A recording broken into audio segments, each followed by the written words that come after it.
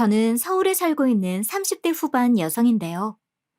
이번에 너무 황당하고도 억울한 뻔한 일을 당하게 되어 항상 사연을 즐겨 듣다 제 사연을 이렇게 한번 보내보고자 마음먹게 되었습니다. 이번 일 덕분에 저는 홀로 계신 아버지와 좀 더 돈독해지는 결과를 얻었는데 아무튼 지금부터 제가 겪었던 일을 청자님들께 자세히 이야기해 보려고 해요. 남편과는 말이죠. 아주 철이 없던 시절부터 잘 알고 지내던 친구였어요. 부끄럽게도 저는 일반적인 사람들과는 다른 행보를 걷던 사람이었거든요. 어떤 행보냐고요? 어린 치기에 남들이 하면 안 된다는 행동들도 한 번씩 하면서 아버지 속을 엄청나게 썩이던 그런 불효녀였죠. 그런 제 곁에서 항상 함께 어울려주고 저를 이해한다 생각했던 사람이 바로 남편이었어요. 그래서 더욱 이런 일을 당했다는 사실이 너무나 황당하고 어이가 없었던 거죠. 남편 역시도 당시엔 참 어렸어요. 게다가 힘든 가정 형편이었고요. 그래도 저와 달랐던 점은 남편은 모범생으로 지내면서 자기 관리 하나는 기가 막히게 하던 사람이었단 거였죠. 그런 사람이니 아무래도 더 의지하게 되었던 것 같기도 해요. 그리고 이때 남편의 진심 어린 한마디 말이 없었다면 남편과 이렇게 결혼까지 생각하지는 않았을 것 같고요. 야, 너는 어떻게 된 게 나이를 거꾸로 먹냐? 우리 이제 20대야. 성인이라고. 자기가 하는 일에 책임은 질 줄 알아야지. 매일 그렇게 나가서 놀기만 하면 누가 알아주기라도 한대? 네가 뭔데 나한테 뭐라 그래? 어렸을 때부터 봐왔으면 다냐? 아님, 뭐 네가 내 애인이라도 돼? 내가 하는 일에 함부로 나서지 마. 그래, 너 말 잘했다. 나 진심으로 너 걱정되고 정말 너 좋아해. 그러니까 이렇게 나서서 널 막아서지. 아무런 마음도 없는데 관심을 주겠어? 지금 네 상황이 많이 힘들고 지친다는 거 알아. 하지만 그래도 집에서 너 하나 바라보고 사는 네 아버지 생각도 좀 해야지. 중학교 시절부터 알아왔던 남편이었지만 이렇게까지 절 생각했었다는 것에 참 충격 아닌 충격을 받았죠. 20대 초반 때 저는 엇나갔던 이유가 있었습니다. 바로 엄마가 갑작스럽게 병으로 돌아가셨거든요. 평소 남달리 관리도 하고 건강검진도 자주 하셨던 분인데 이렇게 덜컥 돌아가시니 정신적으로 너무나 힘든 시간들을 보내게 되었죠. 사실 이때도 아버지 도움을 절실히 바라기도 했어요. 하지만 사업을 하시던 아버지는 집에 있을 시간이 많이 없던 사람이었어요. 엄마가 아플 때도 엄마가 돌아가셨을 때도 마찬가지였죠. 그게 한이 되고 제 마음 한구석에 남아 그렇게 행동을 했었던 것 같아요. 아무튼 그런 제 곁에서 절 이렇게 다독여주고 옆에 있어준 남편이 참으로 고마운 사람이었죠. 그렇게 저희는 친구에서 연인으로, 연인에서 부부가 될 수 있었어요. 그렇다고 아버지가 마냥 나쁜 사람은 아니었습니다. 아버지는 조금 규모가 있는 회사를 운영하고 계셨는데 전문직으로 직접 발로 뛰며 작업을 하시던 분이었기에 집에 있을 시간을 내기 어려웠으니 말이에요. 아버지와 직접적으로 많은 정서적인 공감을 하진 않았지만 아버진 어릴 때부터 제가 물질적으로 부족하지 않도록 키워주신 아주 고마우신 분임엔 틀림없었습니다. 다만 엄마의 죽음으로 아버지는 있던 여유가 사라진 느낌이었고 그 사이 저는 잠시 엇나간 시간들을 보내게 된 것이죠. 그렇다고 마냥 아버지가 원망스럽거나 하진 않았어요.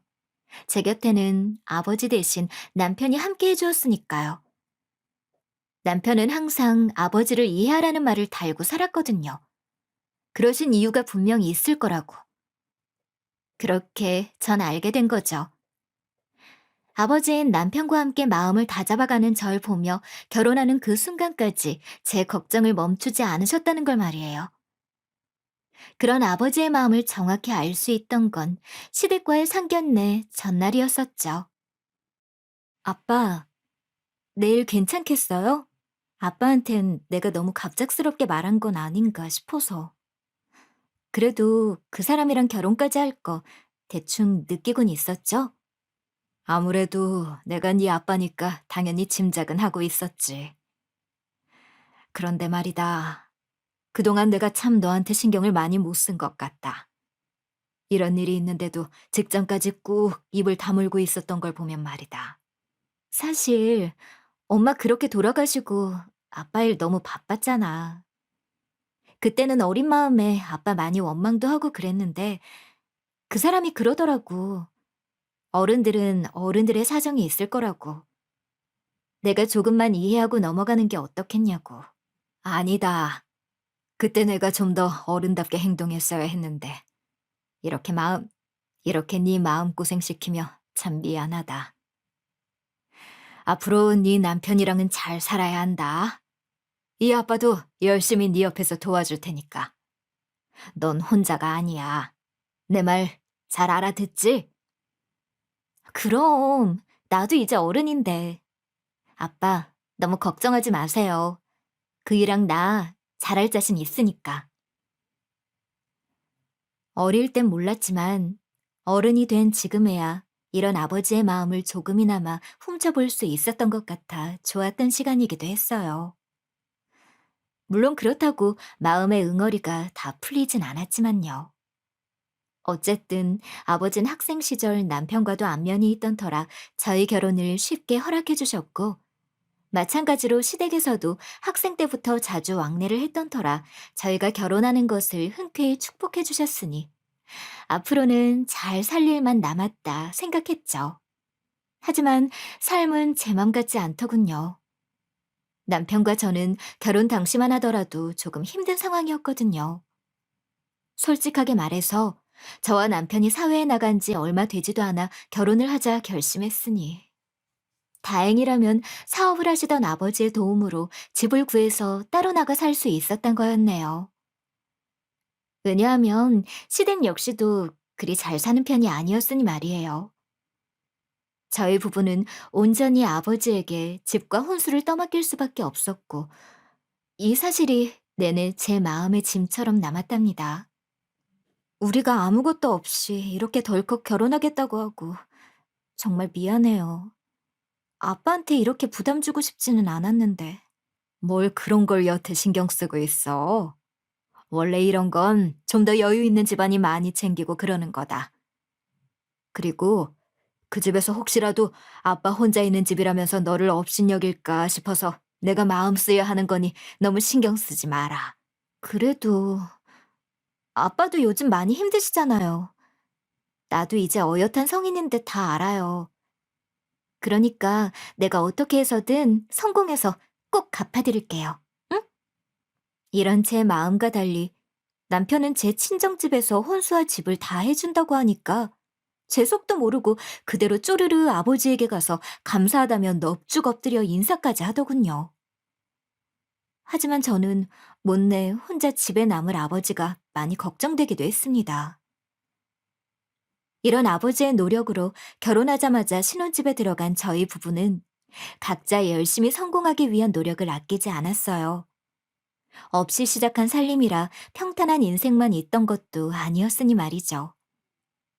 남편은 그래도 저보다 공부 잘하고 좋은 대학을 가서 그런지 열심히 노력하니 어떻게 대기업에 덜컥 합격을 해서 곧바로 저희 살림에 보탬이 되기 시작했어요. 그러나 저는 조금 시간이 걸렸죠. 전 이때 처음으로 아버지처럼 전문직에서 일하는 사람이 되고 싶다는 생각을 했어요. 그래서 돈이 들고 시간이 들더라도 관련 교육을 듣자 싶었죠. 그렇게 제가 선택한 것은 국가에서 금전적 도움을 주는 그런 교육을 듣는 거였어요. 거기서 제가 선택한 길은 프로그램을 개발하는 개발자가 되어 일을 하는 것이었죠. 요새 유망주 직업이기도 했고요. 아무튼 저희 부부는 남들이 보기에도 열심히 살아가려 노력하는 사회 초년생임은 틀림없었죠. 젊은 나이는 저희 부부에겐 가장 좋은 무기이자 버팀목이 되는 수단이기도 했어요. 20대 중후반까지는 아무것도 없이 살았던 저희였지만 지금은 이렇게 서로 어엿한 직장인이 되어 훌륭한 사회 구성원이 될 수 있다는 것에 뿌듯해 살게 되었고요. 하지만 그것도 잠시 직장 생활을 시작하자 조금씩 남편과 사소한 문제가 생기기 시작하더군요. 나 이번에 인센티브도 받았겠다. 이 돈 우리 부모님 줘도 돼? 어차피 거저 들어온 돈이니까. 당신은 어쩜 그렇게 매번 자기 집만 챙길 수 있어? 한 번은 우리 아빠한테 감사 인사라도 해야 하는 거 아니야? 장인어른은 내가 돈 안 줘도 잘만 사시잖아. 그러니까 이 돈은 우리 집에 드리자, 어? 지금 당장 우리가 돈이 필요 있는 일이 뭐가 있어서 이게 아까워서 그래? 우리 누나 이번에 알바도 그만뒀단 말이야. 엄마 아빠 부담이 얼마나 크시겠냐? 앞서 말했듯이 남편이 참 사람은 좋은데 문제가 바로 가족들의 부탁을 거절하지 못하는 사람이었다는 것이었죠. 이때만 하더라도 약간 넉넉지 않은 수익이었기에 바로 생활비 보태는 것도 그렇게 만만한 시기가 아니었거든요. 그런 제 마음도 모르고 남편은 사회초년생 시절부터 꾸준히 어렵다, 어렵다 말하는 시댁을 돕겠다며 돈을 보내기 시작했죠. 그런데 말이에요. 그 돈이 결코 적지 않았어요. 남들 다 깜짝 놀랄 정도였거든요. 처음에는 한 50만 원 보내나 싶었던 금액. 첫 직장 다니면서 드리는 용돈치고는 너무 많다는 생각도 잠시. 남편이 회사를 다니는 기간이 한 달씩 쌓일 때마다 점점 늘어나기 시작하더군요. 그러다 남편이 1년 차가 되던 해는 100만 원이라는 큰 금액을 요구하는 시댁. 이쯤 되니 이게 맞나 싶더라고요. 여보, 아무리 그래도 당신이랑 내가 버는 살림에 100만 원은 너무 큰 돈 아니야? 월에 100만 원씩 당신 시댁에 보내면 우린 언제 돈 모으고 언제 살림 늘리고 해? 그냥 저번처럼 50만 원씩 보내드린다고 해. 어머님, 아버님도 충분히 이해하실 거 아니야. 당신은 무슨 우리 집이 매번 돈 받아가는 그런 곳인 줄 알아? 연로하신 부모님이 벌어봤자 얼마 벌지도 못하시니까 내가 거들어드리는 거지. 게다가 아직 우리 누나 취업도 못했어. 그런 사람이 집에서 무기력하게 지내는 게 마음 아프다는데 어떻게 내가 드리는 돈을 줄여야겠다 말하겠어? 그래도 이건 아니지 않아? 솔직히 말해서 당신 돈 그렇게 집에 보내는 거 보면서 나도 우리 친정에 보탬 좀 되고 싶은 마음 들어. 그런데도 어떻게 꾹 참고 남은 돈으로 이렇게 살림 꾸려가고 있잖아. 그럼 당신이 한 발 양보할 줄도 알아야지. 너 진짜 너무한다. 그래도 당신 집은 여유라도 있잖아. 우리 신혼집 해주신 것도 장인어른이고 사업도 하시는 분이 돈이 뭐가 급해서? 설마 너한테 용돈 달라 말을 하기라도 해? 그럼 장인어른이 너무하신 거지. 당신 말을 너무 심하게 하는 거 아니야? 그리고 내 말은 당신처럼 나도 집에 효도하고 싶다는 말이야. 당신 부모만 부모가 아니잖아. 우리 아빠 안 그래도 혼자 지내는데 내가 얼마나 걱정되겠어? 그러니까 당신도 너무 당신 가족들 생각만 하지 말고 일단 적정선을 찾아서 보내는 돈 딱 고정시키자. 우리 아직 사회 나온 지 얼마 되지도 않은 새내기들이라고. 앞날 생각해야지. 제 말에 남편은 입을 삐죽 내밀면서 투덜거렸지만 그런 남편의 태도가 더 너무하다 싶은 건 저도 마찬가지였습니다. 제 친정에는 주는 것 하나 없이 빠듯하게 돈을 굴리며 살아가는 처지에 시댁에만 100만 원씩 보내는 건 뭔가 부당하다 싶었거든요. 하려면 반반 하던가 하는 게 당연하다 생각했죠. 남편은 못내 제 말에 고개를 끄덕이곤 말았지만 저는 그 말을 했던 주말 남편에게 작은 배신감을 느끼는 일을 당했죠. 시댁에는 남편보다 나이 많은 신우가 있었는데 제가 일을 안 할 때는 그 신우가 참 어른스럽다 생각했던 적도 있었어요. 제가 20대 초반일 때 말이죠. 그런데 결혼하고 나니 애도 이런 어린 생각을 가진 사람이 있을 수 있나 싶더군요. 신우는 남편에게 무슨 소리라도 들은 건지 주말이 되자마자 아침부터 저희 신혼집을 찾아와 덜컥 안방문을 열면서 들어오더군요.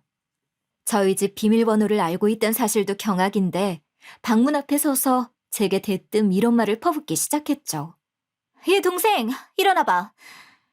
네가 내 동생한테 우리 집에 주는 생활비 줄이라고 그랬다면서? 있는 집이 더하다더니 어떻게 그런 말을 할 수 있어? 우리 집은 나는 뭐 먹고 살라고? 갑자기 주말 아침부터 무슨 일이세요?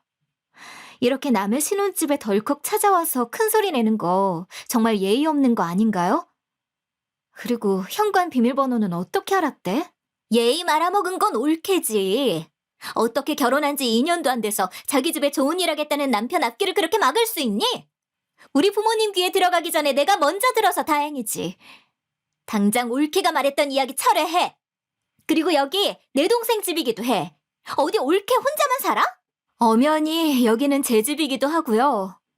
그리고 뭘 말씀하시는지 모르겠네요. 형님 말대로라면 저희가 시댁에 그렇게 매달 생활비 과하게 주는 게 말이 된다 생각하시나 보죠? 남편이 그렇게 시댁에 보내는 돈 때문에 저희가 얼마나 빠듯하게 지내는지는 알고나 말하세요? 네가 뭘 몰라서 그러나 본데 쟤는 너랑 결혼하기 전에도 꼬박꼬박 생활비 챙겨주던 우리 부모님에겐 효자 같은 존재였어. 그걸 대기업 들어가서 벌이가 늘어나서 좀 늘리겠다는 게 뭐가 그렇게 불만인데? 지금 결혼해서 네 남편이니까 손댈 생각도 하지 말라 이거야? 아무리 대기업에서 일을 한다고 해도 그 일랑 저 아직은 신입이에요. 어떻게 100만 원이라는 돈이 크지 않을 수 있겠어요? 그걸 좀 줄이자 말하는 제가 더 상식 있는 거 아닌가요? 그리고 돈을 받는 사람은 어머님인데 왜 형님이 이렇게 찾아와서 큰 소리 내시는지 모르겠네요. 그리고 남편이 물건도 아니고 내 거, 네 거 할 게 뭐가 있어요? 어머머머, 얘 좀 봐. 우리 엄마가 나보고 가서 혼쭐을 내라기에 내가 온 거지. 밖에서 놀던 년 그래도 집안이라고 잘 사니까 받아줬더니 아주 우리랑 맘먹으려 들어? 내가 동생한테 미리 무슨 일 있으면 말 꼭 하라고 말해놔서 다행이었지. 안 그랬음 아주 순진한 애 구슬려 먹으려 들었겠다. 지금 말 너무 심하신 거 아니에요? 당장 저한테 사과하세요. 그러는 형님은 뭐가 그렇게 대단한 일 한다고 지금 이렇게 제 앞에서 큰 소리 떵떵 치는지 모르겠네요. 백수시면 일 찾을 신용이라도 좀 하시던가. 당황스러웠죠. 제가 왜 이런 소리를 쉬는 날 아침부터 듣고 있어야 하는지도 모르겠고 이런 말 같이 듣고 있으면서도 입 꾹 닫으면서 가만히 서 있는 남편도 이해가 가질 않았고요. 하지만 제 말을 들은 신우는 얼굴이 시뻘개지면서 남편에게 네 마누라 하는 꼴 좀 봐라 하고 소리를 치는데 참 어이가 없었습니다. 아무리 그래도 제 남편인데 여기서 잘못한 사람 편들까 싶은 생각이었죠. 그런데 제가 착각을 했던 것 같아요. 남편의 반응이 영 그랬거든요. 당신은 무슨 할 말 없어? 당신 누나란 사람이 이렇게 찾아와서 난동 피우는데 그렇게 조개처럼 입 꾹 닫고만 있을 거야? 사람이 경우가 없어도 어쩜 저렇게 말을 험하게 할 수 있냐? 이제 한 식구이기도 한데 말이나 좀 조심하든가. 저러니까 취업을 못하지. 그럼 둘이 말하는데 내가 무슨 말을 해? 그리고 우리 누나가 한 말이 다 틀린 말도 아닌데 무슨 말을 더 해야 되는데? 그리고 너도 말 너무 심하게 하는 거 아니야? 우리 누나가 뭐 일하기 싫어서 안 하나?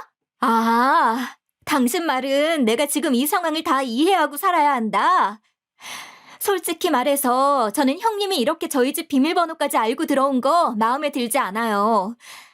계속 그렇게 남편한테 돈 받아가실 생각이라면 차라리 돈을 받아가는 타당한 이유라도 알려주시던가요. 내가 어제도 말했잖아. 당신 집은 여유로울지 몰라도 우리 집은 안 그렇다고. 당신이 좀 이해해주고 살면 안 돼? 제발 우리 조용히 좀 살자 좀! 되려 화를 내는 남편의 모습에 어처구니가 없어서 제가 입을 떡 벌리고 있는데 이게 남편이 자신 편을 든다고 생각을 했는지 신우는 아주 신이 나서 더 큰 소리 내기 시작하더군요. 그걸 왜 우리가 일일이 올케한테 검사를 받아야 하는데? 올케 진짜 웃긴다. 그리고 아까도 말했지만 여기 올케만 사는 집 아니야. 나도 당연히 이 집 문 당당히 열고 들어올 권리가 있는 거지. 이 일로 시댁과 저의 사이는 그렇게 좋은 사이라 결코 말할 수 없는 지경에 이르렀습니다. 남편이라는 사람은 중간에서 어떻게든 그래도 중재해보겠다 노력하긴 했지만 제 마음에 드는 해결 방안은 없었죠. 내가 어떻게 해주길 바라는데? 저번에 우리 누나가 했던 일은 내가 대신 사과한다니까? 더 이상 나한테 뭘 어떻게 하란 말이야? 당신 집에 보내는 돈 당장 반씩 나눠서 우리 아빠한테도 보내. 이 집 마련해준 사람 당연히 우리 아빠였고 이 혼수들 다 우리 아빠 돈으로 한 거잖아. 야, 당연히 너랑 결혼한다고 하니까 너 잘 살라 사주신 거지 우리 가족 위해서 사줬냐? 집에 돈도 많으면서 왜 그렇게 쪼잔하게 구는데? 뭐? 쪼잔? 당신 정말로 나랑 갈라설 생각 아니면 당장 당신 집에 보내는 돈 줄이고 당신 가족들 우리 집에 얼씬도 못하게 비밀번호 바꾸고 가르쳐줄 생각도 하지 마. 앞으로 2번 다시 이런 일 생기면 정말 나 어떻게 나갈지 장담 못해? 하지만 제 이런 경고는 남편에겐 씨알도 먹히지 않았나 봅니다. 결국에 남편은 계속해서 시댁에서 달라는 대로 돈을 보냈거든요. 저희 사이는 화목했던 이전과 달리 험악해지기 시작했고, 험악한 분위기처럼 저희 집의 살림살이는 거의 제 돈으로 해결해야만 하는 지경에 이르렀죠. 그렇게 3년이라는 시간이나 참고 지냈는데 그동안 참 많은 일이 있었습니다. 그 사이에 신우를 비롯해 이제는 시모까지 합세해 대기업 간 우리 잘난 아들 며느리로 받아줬더니 아주 싹퉁머리가 없다는 둥. 어린 나이부터 돈 밝히면 쓰냐, 우리 집 식구가 잘 되는 꼴을 못 보는 못된 년이다 라는 말을 제 면전에서 들었거든요. 물론 전 속으로 이를 아득바득 갈면서 두고 보자 싶었죠. 언젠가는 이 둘에게 복수할 날이 올 거라 생각했거든요. 참아온 시간만큼 저에겐 이 둘에 대한 정보들이 하나 둘 쌓이기 시작했죠. 시모와 신우는 있는 것 없는 것 다 내놓으면서 자랑하는 것이 취미였던 사람들이었거든요. 그런 사람들이니 명품이라면 눈이 돌아갔고 그런 명품을 사가지고 가는 사람은 제 남편이었죠. 전 거기서 복수의 힌트를 한 가지 얻을 수 있었죠. 게다가 복수를 위한 이야기는 이것뿐만이 아니었습니다. 그간 저희 부부 사이에선 쌍둥이 아이가 생겼거든요. 얼마 전에 출산을 한 터라 저는 제 한 몸 건사하기 힘들었지만 그 와중에도 항상 귀는 열고 살았죠. 그런 제게 놀라운 소식 하나가 들리더군요. 그건 바로 신우에 대한 소문이었어요. 그렇게 이걸 어찌 되갚아줘야 하나 싶던 찰나 좋은 기회 하나가 찾아왔죠. 바로 시댁 식구들과의 외식 자리였습니다. 거기엔 미래 신우의 남편이 될 아주버님이 오는 자리였죠. 신우는 간신히 취업을 하긴 했는데 그리 높은 연봉을 받으며 다니진 않았어요. 중소기업의 격리 자리에 들어가서 간신히 일을 꾸역꾸역 해나간다 들었는데 아주버님 될 사람한테는 자기가 능력도 좋아서 곧 승진도 할 거란 이야기도 했던 모양이더군요. 저는 넌지시 식사 자리에서 신우의 그런 승진 이야기를 꺼냈습니다. 형님, 이번에 승진하신다면서요? 다닌 지 이제 겨우 1년 됐는데 승진이라니 대단하세요. 그래서 연봉 협상은 어떻게 진행하셨어요? 제가 아는 사람이 그 회사 인사팀에서 근무하는데 제가 들은 이야기가 있어서 말이죠. 제가 아무것도 모른 눈치로 이렇게 말하니 신우는 당황하기 시작하더군요. 그게 연봉 협상 잘했지. 아내가 어떤 사람이야? 할 땐 하는 사람이잖아. 와, 재수 씨도 그 소식 들었어? 이 사람 이번에 승진하면서 연봉 거의 1,000 가까이 올랐다고 막 자랑하는 거 있지? 그래서 내가 이 사람 다시 봤다는 거 아니겠어. 그러면서 이번에 명품 하나 장만했다면서 나한테도 시계 하나 사주던걸? 웃기지도 않았죠. 승진은커녕 일 못해서 잘리기 직전이었으니까요. 그 회사엔 정말로 제가 아는 사람이 일을 하고 있었거든요. 듣는 이야기로는 일을 너무 못해서 사장이 화가 나 어떻게 자를까 벼르고 있다던데. 아, 그렇군요. 이상하네요. 제가 듣기로는 그 회사 올해 수익이 별로 좋지 않아서 연봉은 전부 동결이라 들었거든요. 그 프로젝트 진행했던 딱 한 팀 제외하고 말이죠. 그런데 형님이 시계를 사주셨다고요? 어디 한번 봐요. 제가 아주버님 시계를 보여달라 한 이유 다 있습니다. 왜냐하면 신우가 남편을 끌고 가서 중고로 샀던 시계였거든요. 남편은 몰래 나간다고 했겠지만 어딘가 수상했던 남편의 태도에 제가 남편의 핸드폰을 봤거든요. 자려고 하면 시시때때로 알람이 울리니 잘 수가 있어야 말이죠. 아무튼 그렇게 본 알림 내용에는 중고시계 거래에 대한 이야기가 있었어요. 그게 바로 지금 아주버님이 손에 차고 있는 시계였죠. 그런데 이거 왜 이렇게 장기스가 많아요? 이거 새 시계 맞나요? 이상하네. 이거 보증서하고 시계 박스 이런 것도 다 있으시죠? 이 정도면 새 제품으로 교환해야 할 것 같은데. 그게 뭐가 어떻다 그래? 내 눈에는 아주 깨끗하니 좋기만 한데. 자기, 저런 이야기 들을 필요 없어, 어? 재수 씨 눈에도 그래? 아무리 봐도 이게 생활기스 같아 보여서 나도 이상하다 싶었거든. 당신 이거 보증서 가지고 있댔지? 이번 주에 한번 시간 내서 우리 재수 씨 말처럼 알아보러 가자, 어?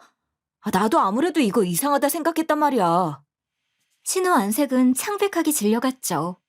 당연합니다. 저건 분명히 중고였으니까요. 그래서 생활감이 있던 거겠죠. 아무튼 저는 그래 하고 웃으면서 창백해지는 신우를 보며 아주 속이 후련했습니다. 이 이후에 어떻게 될지는 눈에 뻔했죠. 나중에 신우가 씩씩거리면서 제게 왜 그랬냐고, 자기가 그때 아주버님께 어떤 쪽팔림을 당했는지 아냐면서 큰 소리로 전화가 왔지만 저는 고소하다는 생각에 이렇게 말해줬죠. 그러게 누가 중고 사서 새 거라고 속여서 선물로 주래요? 그래도 아주버님 참 사랑이긴 하시네요. 이런 거짓말까지 하면서 허세 떵떵거리는 사람 저는 줘도 안 가졌을 텐데 말이죠. 앞으로는 저한테 처신 잘하세요. 사람 일이라는 게 어디서 어떻게 다 들통날지 누가 알아요? 당연히 신우는 고얀 년, 못된 년, 아주 년이라는 년은 다 붙이며 욕설을 퍼부었지만 저는 듣는 척도 안 하고 그저 그 전화를 뚝 끊었습니다. 아주 속이 후련하게 내려가는 듯 싶었죠. 남편은 이전과 다르다 싶을 정도로 집에 충실한 가장이 되기 시작했어요. 저는 그 모습을 보면서 그래도 자기 자식 생겼다고 아빠 노릇은 하고 싶나 보네 싶은 마음이 들면서도 한편으론 그런 남편의 모습이 계속되었으면 좋겠다 싶었죠. 아무래도 아이가 생기니 부모들은 온전히 있어야 되지 않나 싶은 그런 마음이 들더라고요. 그런데 말입니다. 이게 다 시댁 식구들의 복선일 줄은 정말 상상하지도 못했어요. 사실 아주버님 될 사람은 말이죠. 신우가 취업한 회사에서 알게 된 사람이 소개해준 사람이었거든요. 그런데 어떻게 거의 사귀자마자 결혼하겠다며 집에 덜컥 데려와 인사를 시키더라고요. 처음엔 왜 그런가 싶었는데 나중에야 그 이유를 알게 되었죠. 신우의 배가 점점 불러오기 시작했거든요. 처음 아주버님이란 사람이 시댁에 인사를 하겠다 찾아와서 꾸역꾸역 자리를 채웠을 때 저에겐 아주버님 인상이 썩 좋진 않았습니다. 아무리 봐도 표정이 내가 왜 여기 있지 싶은 사람의 표정이었거든요. 즉, 신우가 임신만 안 했더라면 관계 한 번에 바로 다른 사람으로 갈아탈 것 같은 그런 사람의 표본이었어요. 그런데도 어찌되었건 신우와 결혼할 사람이니 그래도 진득하게 이야기 한번 해보자 싶어서 신우와 결혼한 이후 하루 날을 잡고 대화를 나눈 적이 있었는데 제 생각처럼 썩 좋은 사람은 아니더군요. 형님하고 신혼생활 시댁에서 하니 힘들지 않으세요? 저번에 시계 중고 사건도 있고 말이에요. 저 같으면 그런 사람 믿지도 못할 것 같은데. 뭐가요? 들어가서 사니까 좋기만 하던데? 밥하면 밥 나오지 집안일 안 해도 척척 알아서 잘 되어 있고. 애가 생기지만 않았으면 결혼은 안 했을 텐데 싶긴 하지만 그래도 결혼하니까 좋은 점이 하나라도 있어서 참 좋더라고요. 집안일을 해요? 형님이 말이에요? 설마 형님 집안일은 아주 젬병이실 텐데. 아, 그 사람 말고 장모님이 말이에요. 하나 있는 사위라고 아주 정성이 말이 아니시거든요. 게다가 저랑 약속한 이야기도 있고. 아무튼 처가도 잘 사는데 뭐가 걱정이겠어요. 네? 저희 시댁이 잘 산다고요? 어딜 보고 그런 생각을 하셨어요? 에이, 재수 씨도 다 아시면서. 저희 장모님 방에 들어가 본 적 없어요? 장모님 방 장롱에 아주 명품이 쫙 진열돼 있는데 저희 집사람 방은 또 어떻고요? 이런 집안에서 저 받아주신 것만 해도 감사하죠. 아마 아주버님이 말하는 명품 중 거의 절반 이상이 짝퉁이라는 걸 아는데 이 사람은 그저 시댁의 허물만 보고 결혼했다 싶은 생각이 딱 들더군요. 이런 제 예상이 빗나가지 않듯 아주버님이란 사람은 시댁에서 그저 빌부터 먹을 생각만 가득했죠. 저는 속으로 어떻게 이런 사람이랑 결혼을 하나 싶었는데 신우도 그렇게 원해서 한 결혼은 아니겠구나 싶은 생각도 들었습니다. 어쨌든 신우가 왜 이렇게 급하게 결혼을 하게 되었나 싶었는데 다 이유가 있었던 거였죠. 저는 속으로 둘이서 아주 똑같은 인간이랑 결혼했구나 싶어서 고소하다 싶긴 했네요. 그런데 말입니다. 어느 날부터 아주버님이란 인간이 갑자기 저희 집에 자주 들락날락거리기 시작하더군요. 처음 한 번은 그래, 아주버님 얼굴 보고 참았죠. 그런데 한 번이 두 번이 되는 그 순간부터는 짜증이 나기 시작했습니다. 집에는 아이들도 있었으니까요. 예민했던 저는 아주버님을 잡고 말했죠. 대체 왜 이렇게 저희 집 들락날락 하시는 거예요? 저희 집엔 아직 저 또한 땐 애들이 있는 거 모르세요? 그리고 임신한 아내 옆에 붙어 있으셔야죠. 이렇게 나와 계시면 어떡해요? 아, 그게 말이야, 재수 씨. 내가 얼마 전에 장모님이랑 대판했거든. 재수 씨도 알잖아, 우리 장모님 성격. 그래서 척하는 게 어찌나 눈치가 보이던지 원. 그러다 처남이랑 남자들끼리 대화 한 번 했는데 집에 자주 놀러 오라고 하더라고. 재수 씨도 알던 거 아니었어? 뻔뻔하게 남편을 팔면서 말하는 이 인간의 꼬라지 두고 보기가 참 힘들었습니다. 사실 저와 달리 남편은 아주버님과 아주 죽고 못 사는 사이가 된 지 오래더군요. 자기 누나 남자친구란 사실 때문에요. 정말 사람이 보는 눈이 없어도 너무 없다 싶었죠. 더욱 당황스러운 건 말이에요. 항상 술을 마시면 저희 집에서 꼭 자고 가려고 하는 거예요. 처음에는 그냥 집으로 갔었는데 조금씩 남편과 이야기하는 시간이 점점 늘어나더니 계속 자고 가려고 하는 겁니다. 그러다 무려 일주일에 한 번씩 오던 횟수는 말이죠. 일주일에 두세 번으로 늘기 시작했어요. 더 어이없는 사실은 시모와 싸웠다던 아주버님과 함께 이제는 신우도 임신한 몸을 이끌고 저희 집에 오기 시작하는 겁니다. 제 눈은 갈고리처럼 휘었고 신우를 어이없는 사람 보듯 쳐다봤죠. 그러자 신우가 입을 열더군요. 어머, 올케. 설마 내가 이러고 왔다고 불편하다 당장 나가라는 거 아니지? 아무리 우리가 사이 좀 나쁘다 해도 어떻게 임신한 사람한테 그러겠어? 안 그래? 여보, 오늘 딱 하루만 봐줘. 매형 놀러 오는데 혼자 집에 있기 심심하고 또 불안하다 하잖아.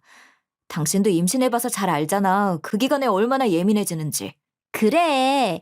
내가 뭐 이 집에 눌러 붙겠다는 것도 아니고 우리 남편 찾아온 거니까. 올케는 그냥 신경 끄고 애들이나 보고 있어. 난 우리 여보 집에 갈 때 같이 갈 테니까. 처음 한 번은 아이 가진 사람이니 봐주자 싶었습니다. 그런데 매번 아주버님과 곁을 지켜서 방문하는 신우를 보니 더 이상 참아 넘기기 어렵더군요. 우리 이렇게 계속 보니까 없던 정도 생기는 것 같지 않아? 올케 나랑 같이 공동 육아 안 할래? 사실 이런 식으로 밝히긴 그랬는데 내가 올케처럼 쌍둥이 엄마가 됐다지 뭐야. 그래서요? 제가 왜 형님이랑 같이 육아를 해야 하는데요? 저 지금 이렇게 형님이랑 아주버님 집에 방문해서 술 마시는 거 정말 싫으니까 이제 제발 그만 좀 오세요. 저도 홀몸 아닌 사람한테 이렇게 큰 소리 내기 싫거든요? 당신 왜 그래? 누나 괜찮아? 아이도 있는 사람 앞에서 왜 자꾸 화만 내려고 그래? 그냥 좋게 좀 넘어갈 순 없겠어? 당신은 지금 당신 누나 말 듣고 그 말이 나와? 이 집에 나 혼자 있는 것도 아니고 우리 애들도 있어. 매번 밤마다 이렇게 시끄럽게 굴다 우리 애들 건강 문제 생기면 그땐 어떻게 책임지려고? 그리고 공동육아는 무슨 애도 아직 낳지도 않은 사람이 당장 당신들 집으로 나가! 남편이 말리거나 말았거나 전 그날 당장 그 두 사람을 쫓아냈습니다. 홀몸이 아닌 사람 무작정 내보낸 게 썩 마음에 걸렸지만 그래도 이건 참을 수 없다 싶었으니까요. 그런데 말이죠. 남편은 제가 이렇게나 싫어하는데도 한사코 꼭 문을 열어주더군요. 그러면 전 계속 내쫓았고요. 이런 상황인데도 둘은 눈치 하나 없는 사람처럼 꾸역꾸역 저희 집을 방문하더군요. 그렇게 일주일 정도 대치를 했으려나요? 전 그제야 이들의 속내를 알 수 있었습니다. 남편이 하루는 이렇게 말했거든요. 당신 정말 너무한 거 아니야? 우리 누나가 홀몸도 아니고 쌍둥이 가진 몸인데 힘들게 왔으니 집안에 들여주기는 해야 할 거 아니야. 난 구태여 우리 집 오란 말도 한 적 없어. 그리고 그렇게 보고 싶고 이야기하고 싶으면 당신이 나가서 대화하고 들어오면 될 거 아니야. 이 집에 애들 있다고 내가 몇 번이나 말했어. 당신 눈에 우리 애들은 보이지도 않니? 우리 누나 지금 정말 힘들다고. 애가 졌단 이유로 이전 직장에서도 잘렸단 말이야. 그게 어떻게 임신 때문이냐? 내가 듣기로는 일을 해도 해도 너무 못해서 잘렸다던데? 그리고 그걸 핑계로 왜 자꾸 우리 집에 기어들어오는데? 그게 합당한 이유라도 되니? 집이 얼마나 불편했으면 자꾸 여기로 도망오겠어? 그러니까 말이야. 우리 이 집 누나네 부부한테 주고 우린 더 큰 집으로 이사 가지 않을래?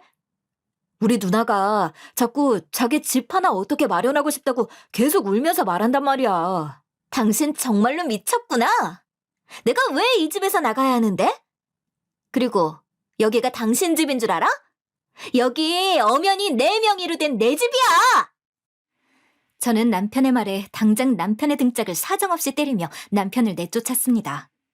그리고 꾸역꾸역 놀러오면서 저희 집에 놔뒀던 신혼부부의 짐을 고스란히 시댁 앞에 놔두고 왔죠. 전 남편 얼굴도 꼴도 보기 싫어 집 비밀번호도 바꾸고 남편에게 비밀번호도 알려주지 않았습니다. 그저 문을 열 수 있는 카드 한 장만 손에 쥐어주고 말았죠.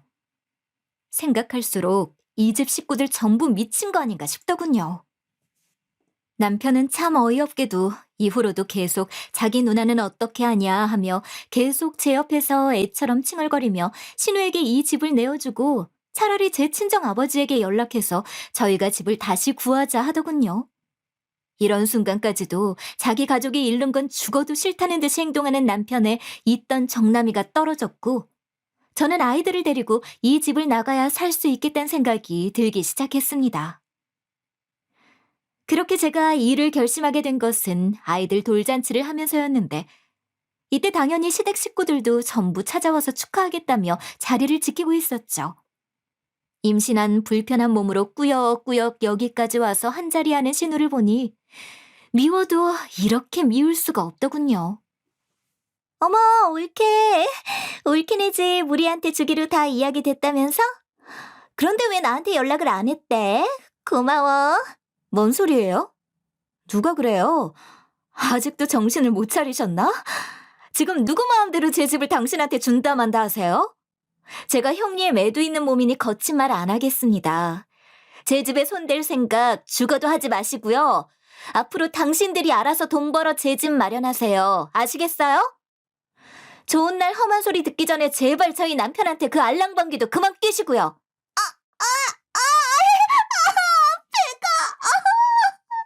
올케가 사람 잡는다.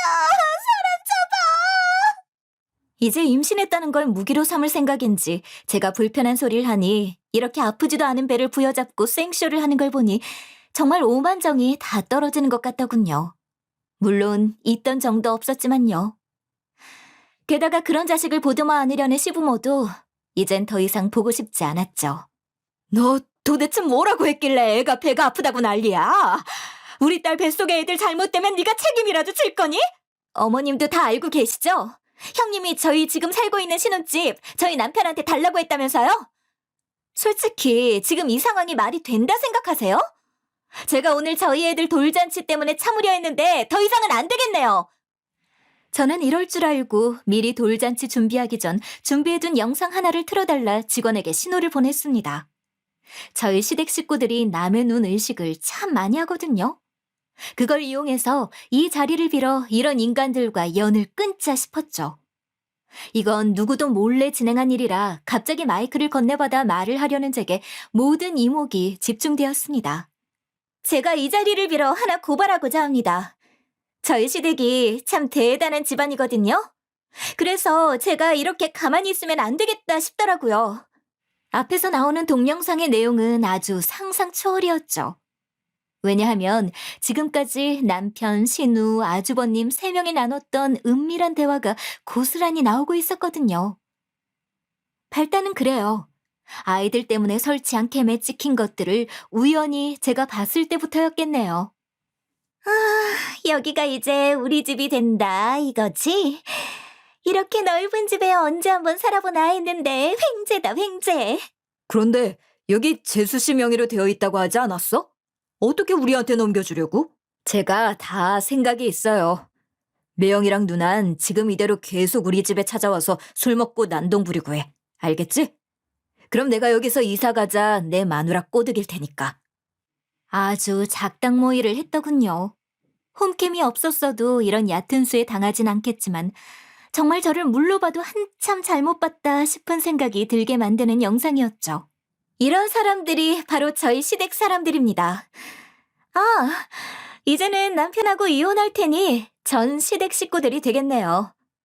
앞으로도 이 사람들 얼굴 잘 기억해 놓으세요. 지금 여기 있는 사람들한테 언젠간 기생충처럼 빌붙어 살지도 모르니까요. 제 말을 끝으로 영상을 보며 얼굴이 빨개져 있던 시무와 신우가 한 소리 시작하더군요. 네가 이러고도 무사할 줄 알아? 이런 거 함부로 이렇게 대중 앞에 보여주면 명예훼손이다, 명예훼손! 저런 미친년 말 듣지 마세요. 저거 다 영상 편집된 내용이니까요. 내가 저런 년을 내 올케라 생각하고 살았다니. 그냥 곱게 집 넘기고 끝내, 이 미친년아. 제가 꺼낸 이혼 얘기에도 꼼짝 않는 이 둘이 참 대단하더군요. 지금 자기들 입에 들어가는 돈이 누구 때문에 있는 건데 말이죠. 제가 애들 놔두고 정말 이혼하지 않을 거라 생각했던 모양입니다. 그런데 말이에요. 이 상황을 저는 아버지께 이야기한 적이 없거든요. 아버진 벙찐 표정으로 있다. 이내 남편에게 가서 멱살을 잡고 소리를 치더군요. 네가 이러고도 사람이냐? 감히 내 딸 잘 살라고 준 집을 넙죽 삼킬 생각을 해? 내가 너희 집 사람들 가만두나 봐라. 딸, 거기 애들 챙겨서 얼른 집에 가자. 이런 놈들이랑 더 이상 같이 있을 필요도 없다. 전 평생 아버지 입에서 욕이란 단어를 이날 처음 들었습니다. 전 그 길로 아버지를 따라 쌍둥이를 데리고 자리를 피했죠. 쌍둥이를 챙기는 저를 막아서던 시댁이었지만 그 자리엔 제 친구들도 많이 왔었기에 그런 저를 도와줘 어떻게든 아버지와 함께 빠져나올 수 있었습니다. 이후로 남편에게 이혼 소장을 우편으로 보냈고 소장을 받은 남편은 제가 머물고 있는 아버지 집까지 찾아와서 문을 두들기며 이렇게 헤어질 순 없다며 싹싹 빌기 시작했어요. 여보, 내가 잘못했어. 앞으로 당신이 하자는 대로 내가 다 할게. 그러니까 우리 얼굴 보고 이야기 좀 하자. 이렇게 이혼하겠다 말하면서 애들 데리고 사라지면 난 어떡하라고. 내 알 바 아니고 애들은 당신 집에서 도저히 못 키우겠어. 당신 가족들이 애 빌미로 얼마나 또 당신을 들들 볶으면서 애들 힘들게 괴롭히겠어? 그러니까 우리 이렇게 이야기하지 말고 법정에서 그냥 다 까놓고 이야기하자고. 그렇게 이혼 소송을 진행하는 날, 이전 돌잔치에 사용된 영상을 증거로 제출했죠. 결과는 당연하게도 제 승리였습니다. 게다가 남편은 재산 분할도 하나 없이 쫓겨나게 되었는데 그건 너무나 당연한 일이었죠. 저는 오히려 그간 혼자서 가정 경제를 책임졌기에 위자료를 받게 되었고 크지는 않지만 3천 정도를 받을 수 있었습니다. 아주 속이 시원하더군요. 애들 양육권 역시도 제가 가져올 수 있었어요. 저는 특히나 신우와의 관계에 대해서 면밀히 이야기를 했는데 판사님도 그 집에서 아이들이 자라기엔 부적절하다 생각했나 봅니다. 어찌되었건 잘 마무리가 되어 속이 시원했고 앞으로는 그 집안 사람들 볼 일이 없겠다 싶어서 너무나 후련하더군요. 전 남편과 이혼 후에는 바로 신혼집을 처분하고 저는 당장 아버지 옆에서 살게 되었습니다. 아버진 노년에 시끌벅적해서 좋다면서 손주들을 보고 아주 껌뻑 죽을 것처럼 좋아하시더군요. 그런 아버지를 보니 왜 이제야 이렇게 찾아와서 손주 안겨드리고 효도를 못했는지 과거의 시간들이 너무 후회되었죠. 제가 제 직업이 개발자라고 했잖아요. 지금은 다니던 회사를 나와 따로 팀을 꾸려 외주를 받으며 프리랜서로 일하고 있는데 이게 수익이 생각보다 좋아서 잘 지내고 있습니다. 아이들을 위한 선택이었지만 그래도 잘 나가니 천만다행이라는 생각이 들더군요. 전 남편과 시댁 식구들은 그 좁은 집에서 5명이 잘 사는 모양이더군요. 물론 전 남편 돈으로겠지만 말이에요. 저랑은 이제 별 상관도 없는 사람이니 이젠 신경 끄고 살려고 합니다. 진짜 이 이야기를 청자님들께 들려드리려 적으면서도 화가 계속 올라오더군요. 옆에서 귀엽게 방긋 웃는 제 쌍둥이들 아니었으면 정말... 아무튼 저는 제 이야기 듣는 분들에게 말하고 싶습니다. 저 같은 상황 경험하시면 절대 참지 말라고요. 저처럼 뭐라도 찾아서 꼭 되갚아주는 그런 삶을 살아라고 말이죠. 저의 사연은 여기까지이고요. 제 긴 사연 들어주셔서 감사합니다.